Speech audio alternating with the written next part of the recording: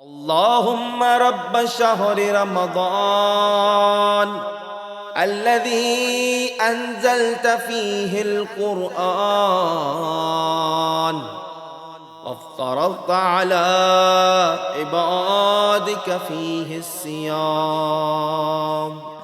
اعوذ باللہ من الشیطان الرجیم، بسم اللہ الرحمن الرحیم۔ تمام دیکھنے اور سننے والے ناظرین سامعین کو دنیا میں جہاں جہاں اس پروگرام کو دیکھا جا رہا ہے، ان تمام کو غریب ہادی کی جانب سے السلام علیکم۔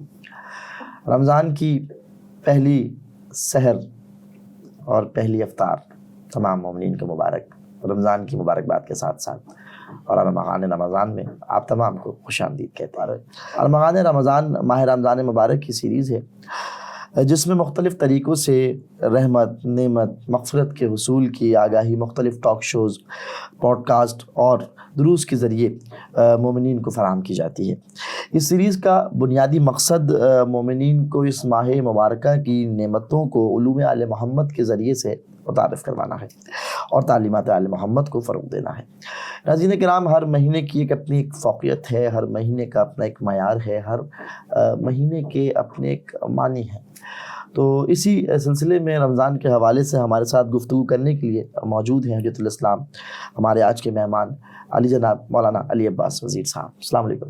وعلیکم السلام۔ کیسے ہیں قبلہ؟ خیریت سے ہیں؟ الحمدللہ، آپ کے مزاج بخیر ہوں انشاءاللہ۔ الحمدللہ، دعائیں ہیں، کریم کربلا کا کرم ہے۔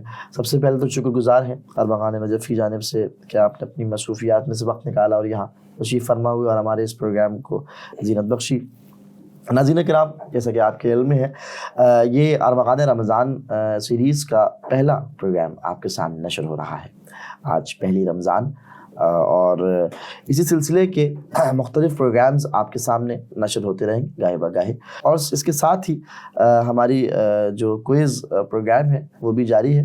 اس پہ آپ ہم سے جڑے رہیں اور ہم اس پروگرام کا باقاعدہ آغاز کرتے ہیں۔ قبلہ ہر مہینے کی اپنی ایک اہمیت ہے، ہر مہینے کا اپنا ایک رنگ ہے، ہر مہینے کی اپنی ایک فضیلت ہے۔ ہم اس کی طرف آگے بڑھیں گے، لیکن سب سے پہلا سوال کہ یہ جو ہر مہینے کا اپنا ایک معنی ہے، یہ جو ماہ رمضان ہے، اسپیشلی رمضان، اس کے کوئی خاص معنی ہے؟ اس کو سیام بھی تو کہہ سکتے تھے، ماہ سیام اور کہتے ہیں، لیکن عمومی طور پہ اس کو جو استعمال کیا جاتا ہے لفظ، وہ رمضان کا کیا جاتا ہے۔ تو اس حوالے سے اعوذ باللہ من الشیطان الرجیم، بسم اللہ الرحمن الرحیم۔ سب سے پہلے تمام ناظرین و سامعین کی خدمت میں ماہ مبارک رمضان کی مبارکباد پیش کرنا چاہوں گا، اور اس سے پہلے کہ آپ کے جواب کی طرف آؤں، ایک چیز کی جو مسکنسیپشن ہماری سوسائٹی میں پایا جاتا ہے اور استعمال اس انداز میں کیا جاتا ہے کہ جب ماہ رمضان کا اسم لیا جاتا ہے تو فقط رمضان کہہ دیا جاتا ہے، رمضان کہہ دیا جاتا ہے۔ تو اس میں غلطی یہ کہ خود معصومین علیہ السلام نے اس کی ممانعت کی ہے اور اس کی مذمت کی کہ پانچویں امام محمد باقر علیہ السلام کے پاس ایک شخص آتا ہے تو مولا اسے فرماتے ہیں کہ لا تقل ھذا رمضان وجاء رمضان وذهب رمضان۔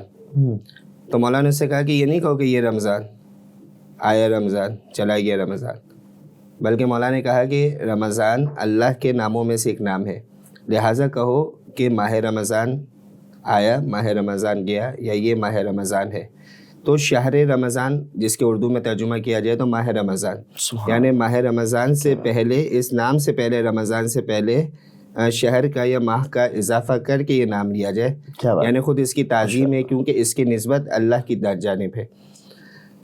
اور جب اس کے معنی کی طرف آتے تو رمضان، اس سے پہلے جو آپ کا ایک سوال تھا کہ اس کے اور بھی نام ہے، تو یقیناً روایتوں میں بہت سارے نام ملتے ہیں۔ خود ماہ سیام جو آپ نے لیا اس مہینے کے ناموں میں سے ایک نام ہے، اس کے علاوہ ماہ مغفرت وغیرہ کئی اس کے نام ملتے ہیں، لیکن جو خصوصیت کے ساتھ اس کا نام جو ہمیں قرآن مجید میں نظر آتا ہے کہ شہر رمضان الذی انزل فیہ القرآن، کہ ماہ رمضان کے جس میں پروردگار عالم نے قرآن مجید کو نازل کیا۔ تو اس کے حوالے سے ہمیں مختلف روایتوں و لغات میں مختلف معنی نظر آتے ہیں۔ مثال کے طور پر کہ رمضان کی اصل ہے الرمز، اس کے جب انسان معنی دیکھتا ہے تو ایک معنی اس کے بیان کیا جاتا ہے۔ آپ نے دیکھا ہوگا کہ عام طور پہ جو ہماری آب و ہوا ہے وہ پولیوٹیڈ ہوتی ہے، اس میں مختلف قسم کی گرد و غبار ہوتے ہیں، تو عام طور پہ جب بارش ہوتی ہے تو بارش ہونے کے بعد کی آب و ہوا تبدیل ہو جایا کرتی، یعنی جو گرد و غبار ہوتا ہے وہ بیٹھ جایا کرتا ہے، فضا خوشگوار ہو جاتی ہے، جو پالوشن ہوتا ہے وہ بیٹھ جایا کرتا ہے۔ تو جس طریقے سے فضا گرد سے، غبار سے اور پولیوشن سے پاک ہو جاتی ہے بارش کے بعد، تو اسی طریقے سے انسان ماہ رمضان میں روزہ رکھنے کے بعد گناہوں سے پاک ہو جاتا ہے. سبحان اللہ، کیا بات. تو اس بارش کو بھی رمز کہا جاتا ہے. اور اس کے علاوہ اس کے جو ایک اور معنی بیان کی جاتی ہے کہ جو روایت میں بھی ملتے ہیں رسول خدا کی، کہ آپ نے دیکھا ہوگا کبھی کسی صحرا سے گزر ہوا ہو، جب دھوپ کی بہت زیادہ تپش ہوتی تو دھوپ کی حدت کی وجہ سے جو پتھر ہوتے ہیں وہ بہت زیادہ گرم ہو جایا کرتے، اور کبھی کبھار وہ پتھر اس قدر گرم ہو جاتے ہیں کہ اگر اس پہ پیر رکھا جائے، کوئی چیز رکھی جائے تو جلنا شروع ہو جاتی ہے. تو اسے بھی الرمز کہا جاتا ہے. یعنی جب انسان ماہ رمضان میں روزے رکھتا ہے، خود اللہ کے رسول کی روایت کا مفہوم ہے کہ جب انسان روزے رکھتا ہے تو اس کا یہ روزے رکھنا ماہ رمضان میں اور پروردگار کی عبادت میں اپنے دن گزارنا انسان کے گناہوں کو جلا دیا کرتا ہے. تو یہ معنی اس وجہ سے اس کے بیان کی جاتے ہیں کہ اس وجہ سے اس کا شاید ایک نام رمضان ہے. کیا بات. سبحان اللہ، سبحان اللہ. شہر الرمضان.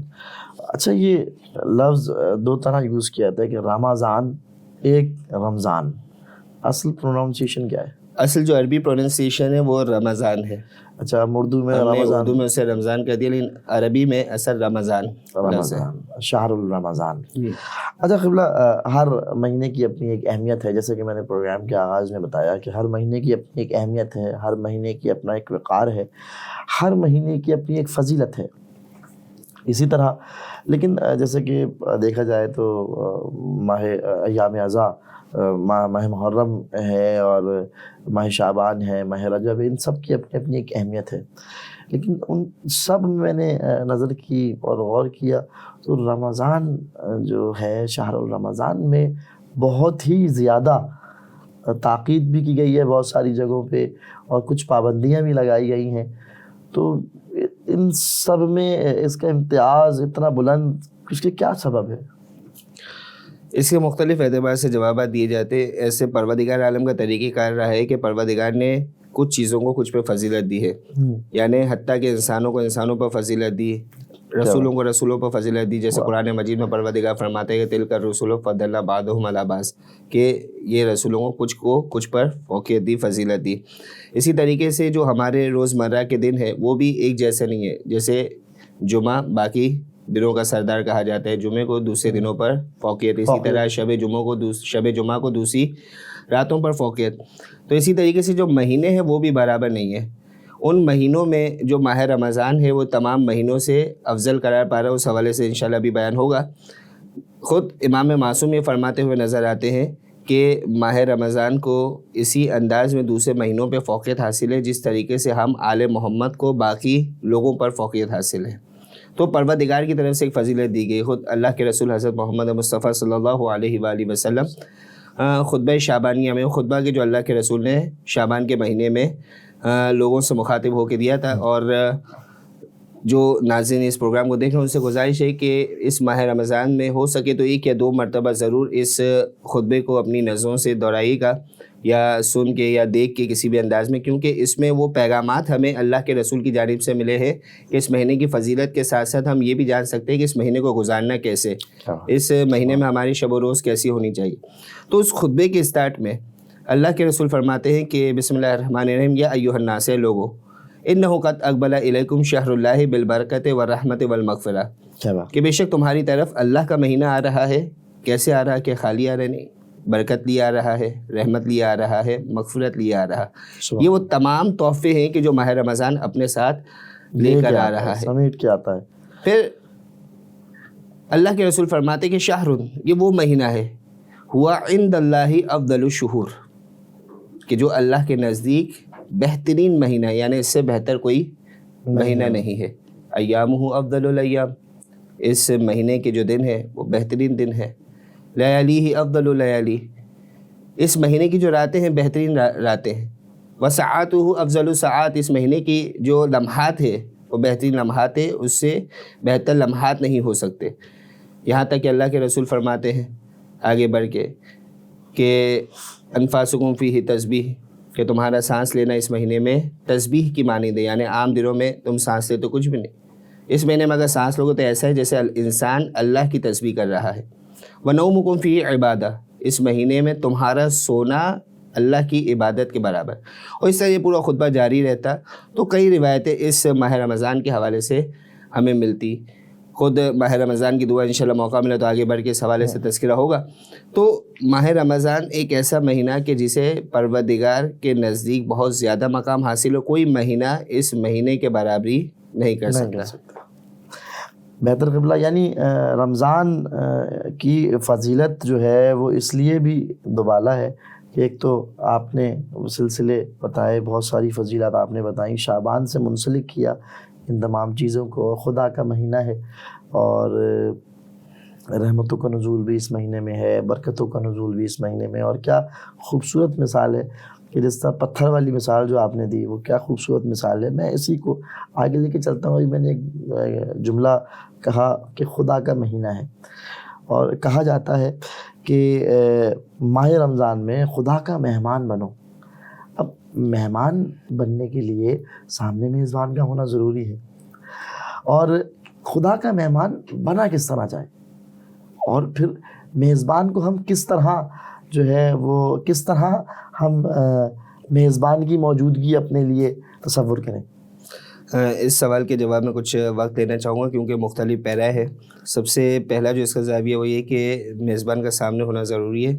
تو خود پروردگار فرماتے ہیں نحن اقرب الیہ من حبل الورید، کہ ہم انسان کی شہرگ سے بھی زیادہ نزدیک، یعنی خدا ہر جگہ موجود ہے. بس انسان کو احساس اس بات کو ہونا چاہیے. بہرحال یہ ایک توحید کی الگ بحث ہے. جب مہمان نوازی کی بات کی جاتی ہے تو اس میں ایک جہت جو نظر کی وہ بحث مہمان ہے اور دوسری بحث میزبان، یعنی دونوں جہاز سے اگر دیکھا جائے. پہلے میزبان کی جانب سے دیکھتے ہیں کیونکہ یہاں میزبان پروردگار عالم ہے. یہاں ایک روایت ہمیں ملتی ہے اللہ کے رسول کے زمانے کی کہ 3 دوست ہوتے ہیں، وہ مدینے آتے ہیں اللہ کے رسول سے ملاقات کے لیے. جب مدینے پہنچتے، اب سفر آج کی طرح کا نہیں ہے کہ کچھ گھنٹوں میں ہو جاتا. وہ کئی دنوں کا سفر کر کے جب مدینے پہنچے تو رات کا وقت ہو رہا تھا. تو کہا کہ اللہ کے رسول سے باقاعدہ ملاقات ہو، ان سے جو سوال جواب ہے، تو صبح ہوں گے، اب رات گزارنی ہے کہیں، لہٰذا کہا کہ کسی کے گھر مہمان ہوا جائے.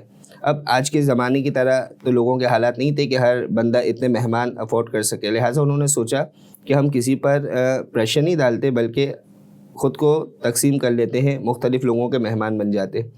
ان میں سے ایک شخص اللہ کے رسول کی مہمان نوازی میں چلا جاتا ہے، دوسرا مولا کائنات کے پاس آتا ہے، تیسرا کہتا ہے کہ میں اللہ کا مہمان بنتا ہوں اور مسجد نبوی میں رات بسر کرتا ہوں. وہ شخص مسجد نبوی چلا گیا. اگلا دن ہوتا ہے، صبح جب تینوں کی ملاقات ہوتی. اب تینوں میں سب سے جو ایک عام انداز میں کہا جائے ہماری زبان میں فرسٹریٹڈ شخص وہ تھا کہ جو مسجد میں رات گزاری. جس نے پوچھا، آپس میں احوال پرسی ہوئی، کیا ہوا؟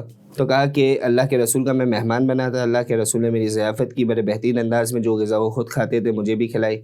اسی طریقے سے جو شخص مولا کائنات کا مہمان بنا تھا اس نے بھی اسی طرح کی بات کی اور کہا کہ رات آرام سے بسر ہوئی، آرام کیا. جو شخص مسجد میں تھا، کہا تو مجھ سے تو پوچھو ہی نہیں. کہا کہ میں مسجد میں تھا، کوئی شخص موجود نہیں تھا کہ جو مجھے کھانا کھلاتا، میری ضیافت کرتا. میں بھوکا رہا، بھوک کی وجہ سے مجھے رات بھر نیند بھی نہیں آئی. نتیجہ یہ نکلا کہ اللہ کی عبادت پوری رات کرتا رہا جب تک جاگتا رہا. اب اس کے ذہن میں تصور آ رہا تھا کہ میری مہمان نوازی نہیں ہوئی. اللہ کے رسول پر پروردگار عالم اس وقت وحی نازل کرتا ہے کہ اے حبیب اس شخص کو بتا دو کہ اگر میرے پاس بھوک سے اچھی ضیافت کوئی اس کے لیے ہوتی تو میں اس چیز سے اس کی ضیافت کرتا. یعنی کہ جو بھوک جو ماہ رمضان میں انسان احساس کرتا ہے یہ بھی پروردگار کی ایک نعمت ہے. سبحان اللہ. یعنی اگر وہ شخص کھانا کھا لیتا تو رات بھر جاگ کر گزارتا نہیں بلکہ سو جاتا، آرام کرتا.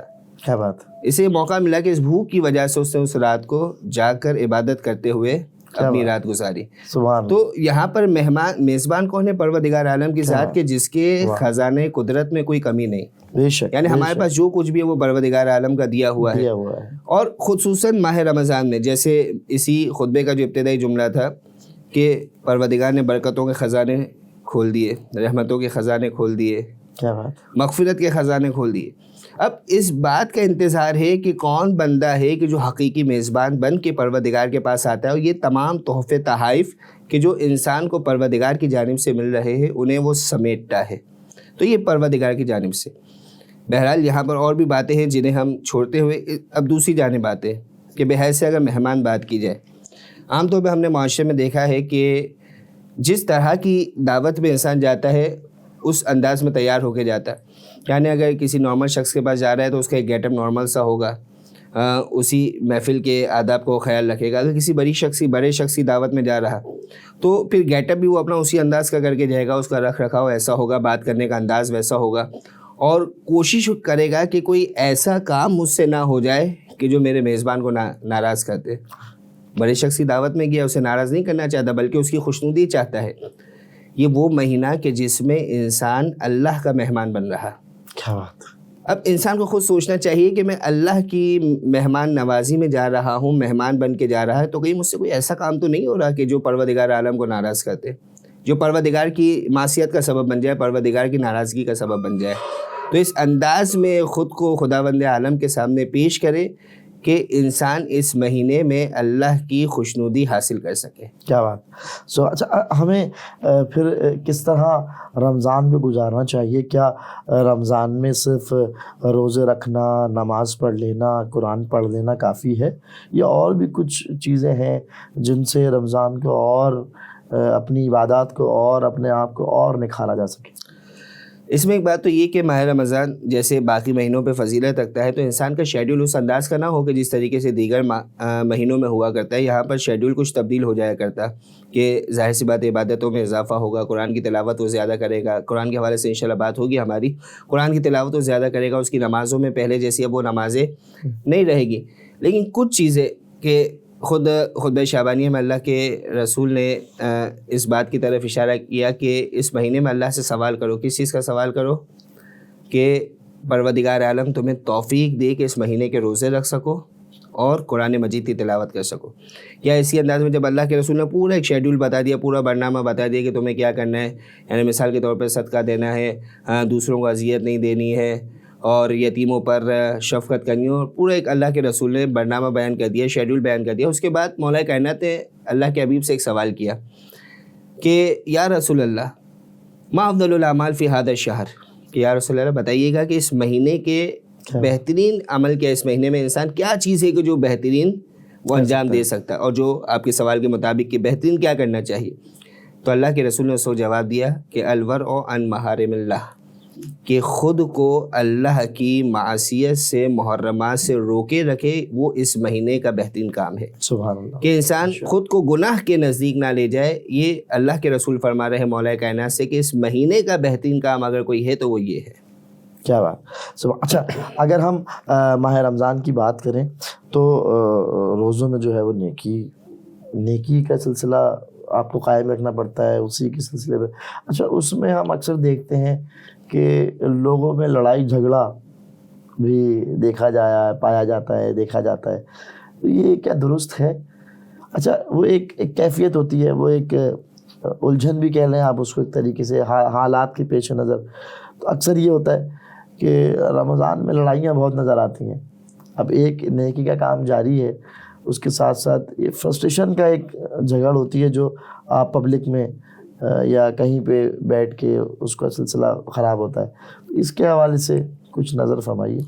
ماشاءاللہ ایک اچھا سوال ہے, اور اس پہ مختلف جہات پہ گفتگو کی جا سکتی ہے. آپ نے ایک جہت کی طرف اشارہ کیا ہے جیسے لڑائی جھگڑا وغیرہ ہوتا ہے, تو ہمیں پہلے سمجھنا پڑے گا کہ انسان جب روزہ رکھتا ہے تو اس کے اندر اثر کیا نظر آنا چاہیے.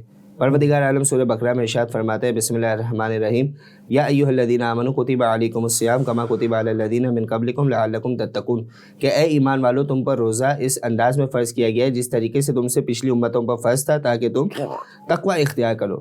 عام طور پہ ایک طریقہ کار یہ بتایا جاتا ہے کہ انسان اگر دیکھنا چاہے کہ میری عبادت پروردگار کے نزدیک قبول ہو رہی ہے نہیں ہو رہی, تو اس کا ایک اشارہ انسان اس طریقے سے حاصل کر سکتا ہے کہ دیکھے کہ اس عبادت کا جو اثر ہے وہ اس کے اندر نظر آ رہا ہے یا نہیں آ رہا. یعنی اس روزے کا اثر کیا بتایا کہ انسان تقوی اختیار کرے, انسان متقی بنے. تو اگر یہ تقوی اس کے اندر نظر نہیں آ رہا تو اس کا مطلب وہ روزہ تو رکھ رہا ہے لیکن ان تقاضوں کو پورا نہیں کر رہا. یعنی اب یہ بھی نہیں کہ انسان روزہ رکھے گا تو خود بخود متقی ہو جائے گا, نہیں. یعنی ایک چھوٹی سی مثال کے ذریعے سے آپ کے سامنے بات کو واضح کرنے کی کوشش کروں. ہمارے استاد یہ مثال دیا کرتے تھے کہ سفر کی دعا الحمدللہ ہم سب گھر سے پڑھ کے نکلتے ہیں بسم اللہ الرحمن الرحیم سبحان الذی سخر لنا ھذا وما کنا لہ مقرنین وإنا إلی ربنا لمنقلبون. یہ دعا ہم پڑھ کے نکلتے. لیکن فرض کیجئے کوئی شخص یہ دعا پڑھتا ہے, وہ بائک چلا رہا ہے یا گاڑی ڈرائیو کر رہا ہے اور ایکسیلیٹر پورا پریشر کے ساتھ دبا کر اگر وہ آئل ٹینکر میں اس گاڑی کو مار دے تو کیا ہوگا؟ دعا تو اس نے پڑھی تھی، لیکن کیا وہ بلا سے بچے گا؟ نہیں بچے گا. یعنی دعا کا اثر اس وقت ہے، عبادتوں کا اثر اس وقت ہے جب خود انسان بھی اس اثر کو حاصل کرنا چاہے. اچھا، فرسٹریشن ایک لفظ ہے جو ایک کیفیت کے حوالے سے ہے. حالات حاضرہ کو دیکھتے ہوئے انسان فرسٹریشن کا شکار رہتا ہے. اب اس میں کہیں نہ کہیں آ کے وہ انوالو ہو جاتا ہے اس چیز میں، تو وہ اپنے آپ کو کس طرح بچائے؟ یعنی انسان کو مسئلہ یہی ہے کہ یہاں پر روزہ جب رکھ رہا ہے تو اسے سمجھنا پڑے گا کہ مجھے خود کو گناہوں سے بچانا ہے. یعنی آپ نے ایک اشارہ کیا فرسٹریشن، لڑائی جھگڑا. دوسری برائیاں بھی 20 ایسی برائیاں ہیں کہ جو اس ماہ رمضان کے ساتھ ساتھ ہمیں معاشرے میں عام ہوتی ہوئی نظر آتی، کہ جس میں دھوکہ دہی ہے، چیزوں کا مہنگا کرنا جان بوجھ کے، ذخیرہ اندوزی، یا جو مثال کے طور پہ جو چیزیں ہم معاشرے سے مارکیٹ سے خریدتے ہیں اس میں ملاوٹ. یعنی ایک چھوٹی سی مثال آپ کے سامنے پیش کروں. ایک پروجیکٹ کے سلسلے میں بازار جانا ہوا تو وہاں جب سامنے دالوں کی ویرائٹیز دیکھیے، پوچھا ان میں فرق کیا ہے، کہا کہ یہ جو ہے یہ اصلی دال ہے چنے کی دال، ہو یہ مٹر دال کی جو دکھتی چنے کی دال کی طرح ہے، بلکہ اس سے زیادہ خوبصورت دکھتی ہے، اس سے زیادہ صاف ستھری ہے، لیکن حقیقت میں اس سے کئی زیادہ سستی اور وہ کوئی اور دال ہے کہ جو معیار میں بھی کم ہے، معیار میں بھی کم ہے، اور مطلب چیز ہی الگ ہے، یعنی جنس ہی تبدیل ہو رہی ہے.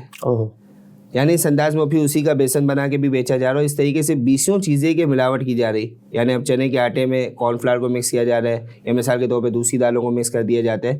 تو یہ ساری چیزیں ہمیں ماہ رمضان میں نظر آتی، اور ہر وہ مال کہ جو پورا سال نہیں بکے گا وہ ماہ رمضان میں بکتا ہوا نظر آتا. یعنی ہر طریقے سے ہمیں گناہ ہوتے ہوئے نظر آ رہے، برا کام ہوتا ہوا نظر آ رہا، جھگڑا ہوتا ہوا نظر آ رہا. یہاں تک کہ پروردگار نے خود کہہ دیا کہ پروردگار اس مہینے میں شیطان کو زنجیروں سے جکڑ دیتا ہے. تو شیطان بھی جکڑا گیا. اب یہ معاشرے میں ساری چیزیں ہو رہی، تو اصل مسئلہ یہ کہ انسان روزہ تو رکھ رہا ہے، انسان ماہ رمضان کی تیاری تو کر رہا، انسان عبادتوں میں تو شرکت کر رہا، لیکن اس عبادت کا جو فیض حاصل اسے کرنا چاہیے وہ نہیں کر رہا. یعنی خود کرنا بھی نہیں چاہ رہا. یعنی انسان چاہتا تو ہے میرے گھر بہترین سے بہترین افطاری ہو، لیکن اس بات کو نہیں سوچتا کہ بہترین افطاری کے انتظام میں رزق حلال سے کروں. وہ حرام کی طرف خود جا رہا ہے.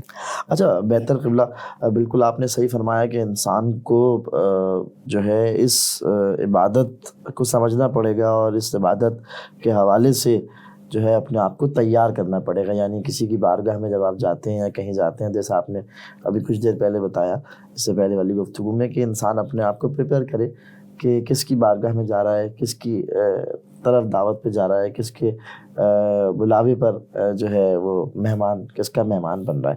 اچھا اسی کو ہم تھوڑا سا آگے چلتے ہیں کہ روزے ضروری کیوں ہیں؟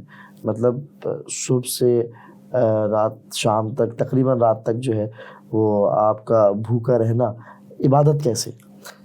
کافی اچھا سوال ہے. عام طور پہ ہماری اب اس معاشرے میں رہتے ہوئے، مادی معاشرے میں رہتے ہوئے اپروچ ایسی ہو گئی کہ جو بھی کام ہم کرتے ہیں اس کا کوئی فائدہ دیکھتے ہیں، یا اس کام سے بچنا ہے تو نقصان دیکھتے ہیں. اور اسی بات کو ہم اپنی عبادتوں کی جانب بھی لے جاتے ہیں کہ جب عبادت کرنی ہے تو کوئی نہ کوئی فائدہ ہوگا، یا مطلب پروردگار عالم نے کسی چیز کو حرام کیا تو کوئی نہ کوئی نقصان ہو. یقیناً ایسا ہے، لیکن سوال یہ کہ کیا ہم جو عبادت کر رہے ہیں یا جو ہمیں عبادت کرنی ہے وہ اس کے فائدے کو دیکھتے ہوئے کرنی ہے یا نہیں؟ کیونکہ پروردگار عالم نے ہم سے چاہا ہے کہ ہم عبادت کریں، تو بندگی کا حق یہ ہے کہ انسان بغیر چون چلا. یعنی اگر کسی غلام سے کہا جائے کہ فلاں کام کر لو، یعنی یہ چیز اٹھا کے مجھے دے دو، پوچھے گا کیوں دو اٹھا کے؟ نہیں، کہا کہ آقا نے کہا یہ کرنا ہے. ہمیں پروردگار عالم نے کہا، معصومین علیہ السلام نے حکم دیا ہمیں یہ کام کرنا. ہمیں یہ نہیں دیکھنا کہ یہ کیوں کیا جائے، فلاں چیز کیوں نہیں کیجیے. ہاں بعض روایت ہمیں ملتی ہے معصومین علیہ السلام نے کچھ حکمتیں بیان کی ہے، لیکن آپ یہ نہیں کہہ سکتے کہ حتمی طور پہ یہی حکمت ہے. اس کے علاوہ دیگر حکمتیں بھی ہو سکتی ہے، دیگر اسباب و علل بھی ہو سکتے. تو اصل پروردگار عالم نے کہا کہ تمہیں بھوکا رہنا ہے تو بھوکا رہنا ہے. وہ چیزیں کہ جو عام حالت میں تم پہ حلال ہے ان سے خود کو بچائے رکھنا ہے تو بچائے رکھنا ہے، پروردگار کے حکم کو مانتے ہوئے اس کی خوشنودی حاصل کرنے کی خاطر. ہاں اس سے ایک ضمناً انسان یہ فائدہ حاصل کر سکتا ہے جہاں ماہ رمضان المبارک میں انسان اس حلال غذا سے خود کو روک کے رکھ رہا ہے کہ جو عام حالت میں اس پہ حلال تھی، پروردگار کو کی خوشنودی کے لیے اس حلال چیزوں سے خود کو روک کر رکھ رہا ہے کہ جو عام حالت میں اس پہ حلال تھی، پروردگار کی خوشنودی کے لیے. تو وہاں ماہ رمضان کے علاوہ اس کی پریکٹس ہو جائے کہ جہاں ماہ رمضان میں خود کو حلال سے دور رکھا، پروردگار چاہتا ہے اس لیے ماہ رمضان کے بعد خود کو حرام غذا سے دور رکھے گا، کیونکہ پروردگار عالم یہ چاہ رہا. ماہ رمضان کے بعد خود کو حرام خواہشات سے دور رکھے گا، کیونکہ پروردگار ناراض نہ ہو جائے. بہتر قبلہ، بہتر. اور ایسا ہی ہے خدا کی عبادت کے لیے فائدہ اور نقصان کیا دیکھنا. خدا خدا ہے، اور کیا اچھی اگزامپل آپ نے دی مالک اور نوکر کی. اچھا قبلہ، یہ افطار کے حوالے سے کہ کہتے ہیں کہ افطار کروانا، کسی بھوکے شخص کو کھانا کھلانا بڑا ثواب ہے. اور جب یہ رمضان، شہر رمضان آتا ہے تو افطار کے حوالے سے اس کی فضائل، اس کی ایک فضیلت ایک اپنی حیثیت، اپنی ایک اہمیت رکھتی ہے. تو یہ افطار کے حوالے سے کچھ ہمیں بتائیں. خطبہ شعبانیہ میں اللہ کے رسول یہ فرماتے ہوئے نظر آتے ہیں کہ من فطر منکم صائما مؤمنا، کہ اگر تم میں سے کوئی مومن روزے دار کو افطار کروائے تو اس کا ثواب کیا ہے کہ جیسے اس نے ایک غلام کو آزاد کروایا اور اس کے پروردگار نے سارے پچھلے گناہ سبحان اللہ سبحان اللہ. تو ماہ رمضان میں افطار کروانے کی اس قدر فضیلت. مجمع میں اصحاب موجود تھے، کسی صحابی نے کھڑے ہو کے سوال کیا کہ یا رسول اللہ، ہم تو اتنی قدرت نہیں رکھتے، ہم تو اتنی طاقت نہیں رکھتے اس فضیلت کو حاصل کر سکے. اب ظاہر سی بات ہے سب کے مالی اسٹیٹس ایک جیسے نہیں ہو سکتے. تو کہا کہ ہم تو اتنی طاقت نہیں رکھتے کہ یہ کام کر سکے. تو اللہ کے رسول نے اس کو فرمایا کہ اگر تم کسی کو افطار اس انداز میں نہیں کرا سکتے تو کھجور کے ایک ٹکڑے کے ذریعے سے یا پانی کے ایک گھونٹ پانی کے ذریعے سے تم اس کو افطار کرواؤ، تاکہ تمہاری گردن آتش جہنم سے آزاد ہو سکے. کیا کہہ رہے ہیں. اچھا، افطار کروانا مطلب کرائٹیریا کھانا یا طعام نہیں ہے، بلکہ لقمہ، نیت.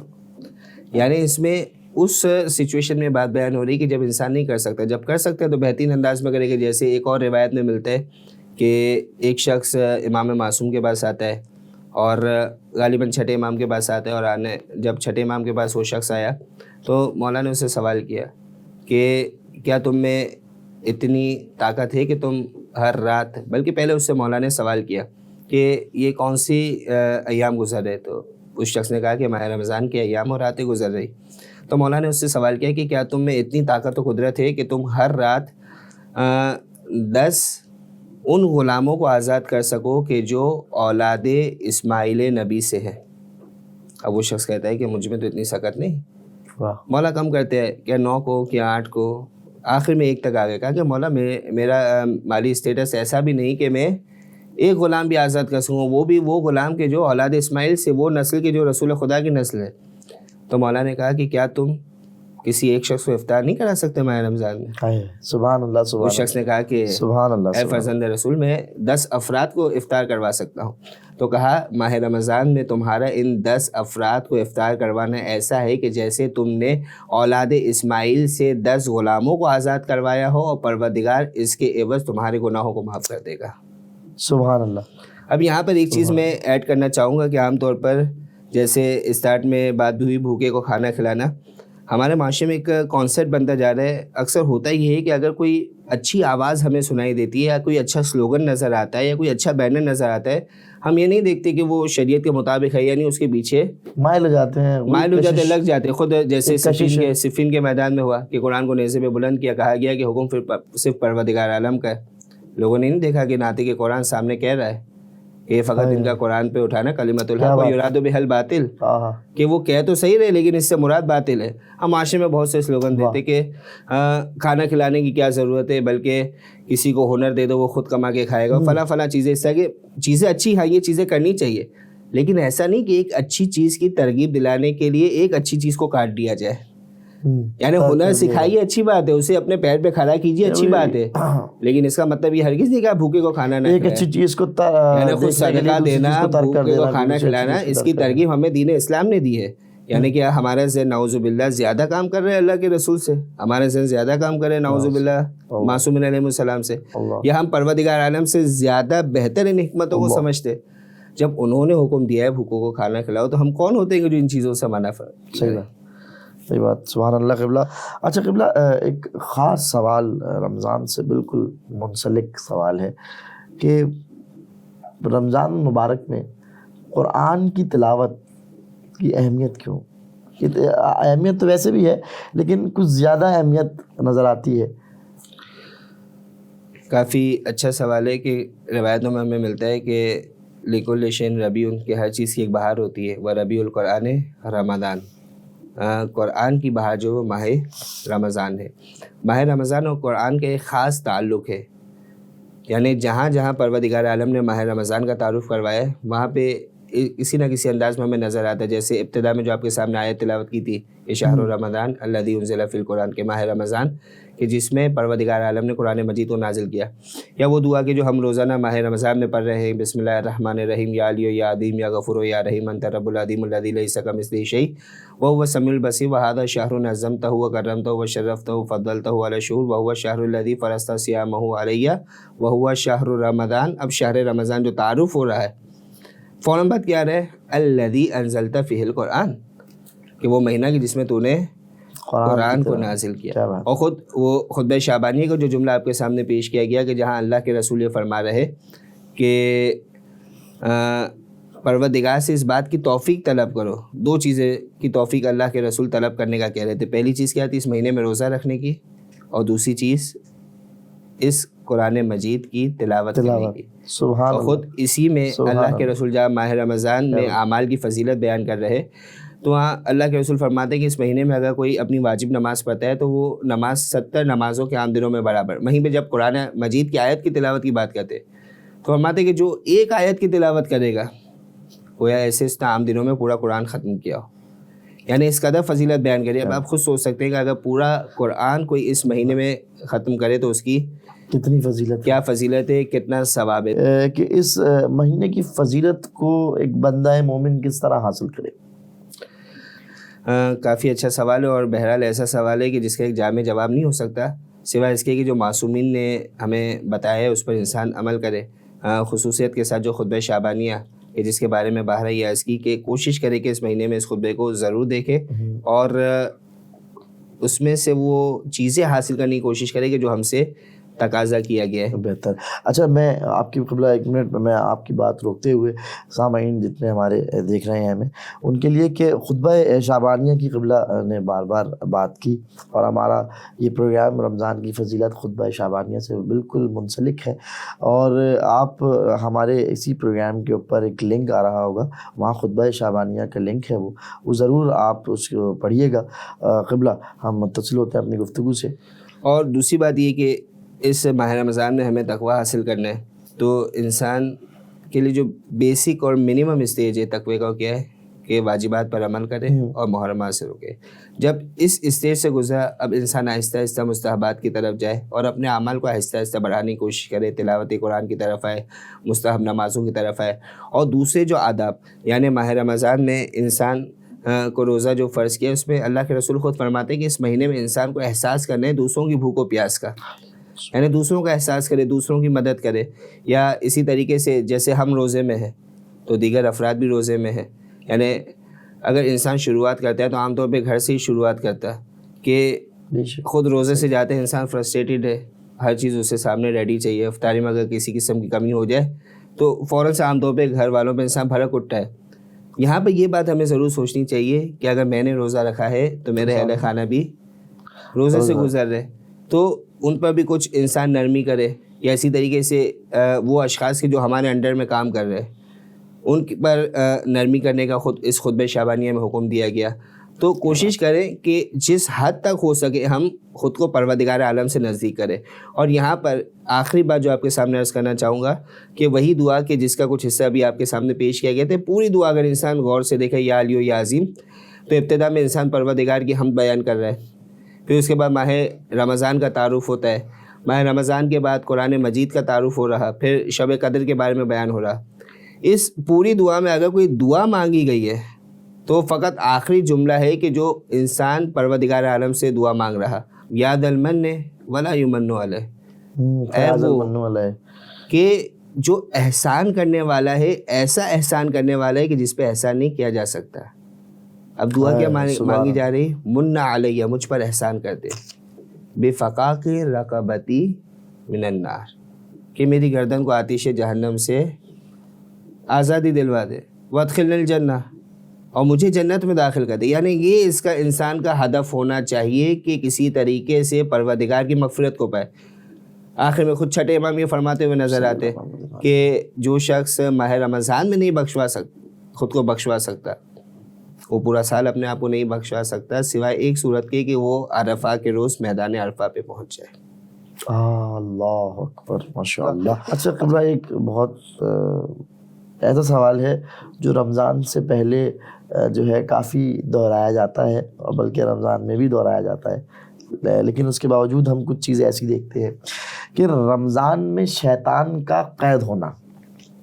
اچھا کیا شیطان واقعی میں اس کو کسی جگہ بند کر دیا جاتا ہے اور اس کے باوجود ہم اتنی ساری چیزیں شیطانی حوالوں سے دیکھ رہے ہوتے ہیں؟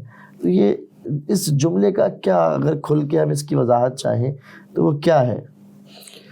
اصل تو یہ کافی اچھا سوال ہے اور عام طور پہ یہ سوال ذہن میں آتا بھی ہے, جیسے ہماری کچھ دیر پہلے بھی اس حوالے سے تذکرہ ہوا کہ جس طریقے سے ماہ رمضان میں ہمیں مسلم معاشرے میں برائیاں نظر آتی نارملی نظر نہیں آتی, جبکہ روایتوں میں یعنی ایک روایت نہیں ہے کئی روایتیں ایسی ہمیں ملتی ہے کہ پروردگار شیطان کو قید کر رہا. تو سوال یہ کہ معاشرے میں برائی آ کہاں سے رہی, انسان گناہ کی طرف کیوں راغب ہو رہا ہے, انسان پروردگار کی معصیت کیوں کر رہا ہے؟